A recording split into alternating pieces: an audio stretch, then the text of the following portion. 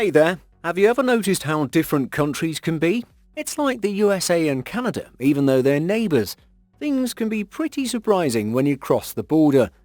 Canadians might have some strange habits for Americans, like using colourful money or drinking milk from bags. Who knew? Even bigger differences show up in how they run the country, like schools and healthcare. Canada's system might make you jealous. We're not saying you have to move there, but Canada's got some interesting stuff going on. And don't forget the maple syrup. It's the perfect souvenir to bring back home and make your pancakes super yummy. Sour toe cocktail. Fancy a drink with a toe? In Dawson City, Yukon, the Sour Toe Cocktail Saloon serves up a shot of Yukon Jack whiskey with a special guest bobbing around, a preserved human toe. Nearly 100,000 people from all over the world have tasted it. The key rule? You can drink it fast, you can drink it slow, but your lips have got to touch the toe. The tradition first began in 1973 when Mr. Stevenson, then a Yukon riverboat captain, and some friends discovered a preserved toe in an abandoned cabin. They came up with the idea of the sour toe cocktail and the rules around becoming a member of the exclusive club of those who've downed the concoction, notably that one's lips must come in contact with the toe. Since its inception, the club has acquired, by donation, over 10 toes. In recent years, the bar has grappled with a spate of toe thefts. The hotel now slaps a fine of 2,500 Canadian dollars or 1,900 US dollars on any patron attempting to swipe a toe. Milk in a bag. Canadians are known for a few things: politeness, hockey, and milk bags. That's right. While most of the world buys milk in jugs or cartons, in parts of Canada you'll find it swimming in inflatable plastic pouches. For those unfamiliar, bagged milk is a system where milk comes in sealed plastic bags, typically sold in sets of 3 or 4. These bags are then placed inside a special hard plastic jug for pouring. While it might seem strange at first, bagged milk has been a fixture in Canadian kitchens, particularly in Ontario, Quebec and the Maritimes, for over 50 years. The story of bagged milk begins in the 1960s when Canada transitioned from imperial to metric units. This meant milk processors had to redesign their jugs and cartons. Enter the innovative bag. Because bagging machines could be easily adjusted for metric sizes, bagged milk became a convenient and cost-effective solution. Ice cream ban. Canadians love their ice cream, so the idea of a nationwide ban on indulging in a sweet treat on Sundays might seem particularly strange. Thankfully, this is just a misconception. There's no law stopping you from enjoying a refreshing ice cream cone on any day of the week in Canada. However, there might be a sliver of truth behind this myth. Here's the scoop. In the past, there was a bylaw in Ottawa, specifically on Bank Street, that prohibited eating ice cream while walking on Sundays. The reason behind this bylaw is unclear, and it wasn't very strictly enforced. It seems this bylaw may no longer be in effect, but the story has stuck around. The bottom line? Canadians might seem fearless in the cold, but it's more about getting used to it and really appreciating any bit of warmth after a long winter. Kissing a cod. In Newfoundland, there's a fun tradition called kissing the cod. It's a special way to welcome people to the community. Here's how it works. At parties or gatherings, there's usually a preserved fish called a codfish on display. When someone new comes along, they're invited to give the fish a kiss on the lips. Everyone cheers and laughs. It's all in good fun. But there's more to it than just kissing the fish. After the kiss, the new person is offered a drink called Screech, which is a strong kind of rum. Taking a sip of Screech after kissing the cod is like sealing the deal and officially becoming part of the group. This tradition is about more than just kissing the fish.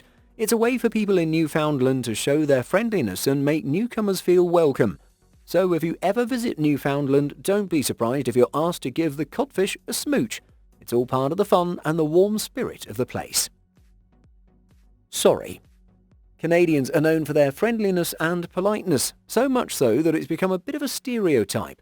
But this politeness extends beyond manners and greetings. It manifests in a unique way. The excessive use of sorry. Ever bump into someone in Canada and hear them say sorry first? It might surprise you, but this is a common occurrence. Canadians might apologise even if they weren't the ones who caused the bump. Canadian apologies extend beyond accidental bumps. You might hear sorry when someone asks you to move on the bus, when ordering food, or even when a store is temporarily out of stock. It's a way of acknowledging the situation and showing that they're being mindful of you. The excessive use of sorry can be seen as endearing by some and unnecessary by others. However, it's undeniable that it's a core part of Canadian culture and a reflection of their emphasis on politeness and consideration. So next time you're in Canada and hear a barrage of sorries, don't take it personally. It's just the Canadian way of saying hello, excuse me, and I respect you. The hometown hero. Nestled in the heartland of Illinois lies a place where truth, justice, and the American way aren't just ideals, they're a way of life. Every June, the small town of Metropolis transforms into a haven for superhero fans as they celebrate the annual Superman celebration. Metropolis, Illinois proudly claims the title of the hometown of Superman. This connection began in the 1970s when a local businessman noticed the fictional town of Smallville shared the same name as a nearby county. He seized the opportunity and Metropolis embraced its link to the Man of Steel.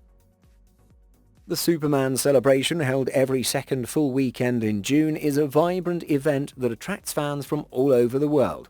Actors who've portrayed Superman and other characters from the DC universe often make appearances, signing autographs and interacting with fans. If you're a comic book enthusiast or simply looking for a unique and fun way to spend a summer weekend, the Superman celebration is the perfect destination. Mark your calendars for the second full week in June and get ready to experience the magic of Superman in Metropolis, Illinois. McLobster. Ever dream of a summery fast food treat that's not just a burger or fries? Imagine a sandwich overflowing with yummy lobster. Believe it or not, this exists in Canada.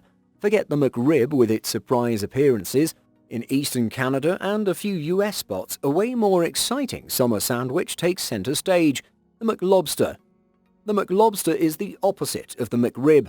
Instead of mystery meat, it's packed with real lobster from the Atlantic Ocean. It also has diced celery for a nice crunch and a light salad dressing for a refreshing taste. All this goodness sits on a warm, toasted roll. Unlike the McRib that pops up whenever, the McLobster waits for summer. That's because lobster tastes best during those months. This means the McLobster has super fresh lobster in every bite. There's a bit of a catch, pun intended, though. Lobster is expensive, so the McLobster might cost you more than your usual fast food. That's probably why it's not everywhere in Canada. So, next summer, skip the mystery meat and head east. The McLobster lets you enjoy delicious lobster in a familiar way, but be prepared for a price that reflects the fresh, high-quality ingredients. Scoring home runs. When the NHL stopped playing hockey in 2012, fans started buying more stuff for fun times in the bedroom instead. Things like toys, guides on how to use them, and lingerie became really popular. Some stores even saw their sales go up by more than 15% during the first 2 months of the hockey break. Vinay Morkar, who owns Hush Lingerie and more in Edmonton, said, "Usually we'd be getting ready for hockey season right now, but since there's no games, people are finding other ways to have fun." But it's not just because of hockey being on pause. Around the world, more and more people are buying stuff for intimate moments. Stefan Dalakian, who owns Paris Intimates, thinks it's because when people don't have jobs or much money, they look for ways to enjoy themselves at home. Oh, Canada. No pointing, no staring. Canadians are friendly, but there are some things to know about their culture to have a good time visiting. First, don't point directly at people. It's considered impolite. You can use your finger to show something, but don't use it to point at someone. Also, Canadians like their personal space. They're friendly, but staring too much can make them uncomfortable. Keep a respectful distance when talking to them. Even though Canadians are laid back, they don't like being mocked or disrespected. Some gestures that are okay in other places, like the peace sign, can be offensive here, so it's best not to use it. If a Canadian corrects you politely, take it as helpful advice. Don't argue or ignore them. They're just trying to help you understand their customs better. Being aware of these cultural differences will make your visit to Canada more enjoyable for you and everyone else. Ice harvesting. Ice harvesting in Canada was once a vital industry, particularly in the days before mechanical refrigeration became widespread. During the cold winter months, workers would venture onto frozen lakes and rivers to cut large blocks of ice using saws and specialized tools. These blocks, often weighing hundreds of pounds, were then transported to ice houses where they were stacked and insulated with materials like straw or sawdust to prevent melting. The harvested ice served as a crucial means of preserving food, especially in an era before modern refrigeration methods.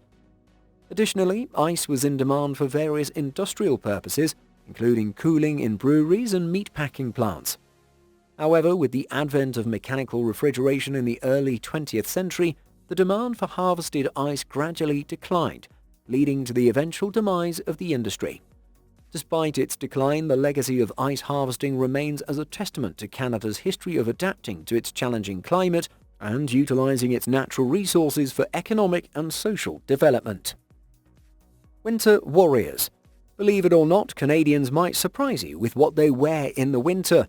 While 0 degrees Celsius or 32 degrees Fahrenheit might make most people shiver, Canadians see it as a sign of spring finally arriving. Why the excitement for a little warmth? Canada has long, cold winters, so even a tiny temperature increase feels amazing. One Canadian explained it perfectly. Winter lasts so long we get happy when it's not super freezing anymore. As soon as winter loosens its grip, Canadians come alive. Parks, beaches and patios fill up with people soaking up the sun. Some Canadians, especially the young ones, waste no time. They might even wear shorts or bikinis at the first sight of spring sunshine. Of course, not all Canadians love the cold the same way. Older people or those who don't like being cold might bundle up even when it's not super freezing. Legal yet restricted. We all know places like Amsterdam or Las Vegas have reputations for certain activities, but what about Canada? Here's the thing. Buying and selling sexual services is actually legal in Canada, and it always has been. Hold on though, because things get a bit twisty. While the act itself is okay, many things related to it are not. Imagine this. You can pay someone for a service, but you can't run a business offering that service. You can't work for that business, and you can't even advertise it. It's like buying a concert ticket, but the venue is illegal and promoting the concert gets you in trouble. Confusing, right? It gets even crazier. Laws can vary a lot depending on which province you're in, and there's constant debate with new laws being proposed all the time. Some people think the current system is outdated, while others worry changing it could lead to more problems. So Canada and its laws regarding this topic? Definitely a head-scratcher. We'll be digging deeper into the specifics and exploring the different perspectives on this issue in future videos. Stay tuned for that, and in the meantime, let us know in the comments what you think about this whole situation. Thank you so much for watching, and if you enjoyed the video, please let us know by clicking the like button, write a comment, and don't forget to subscribe so you can catch up our next video.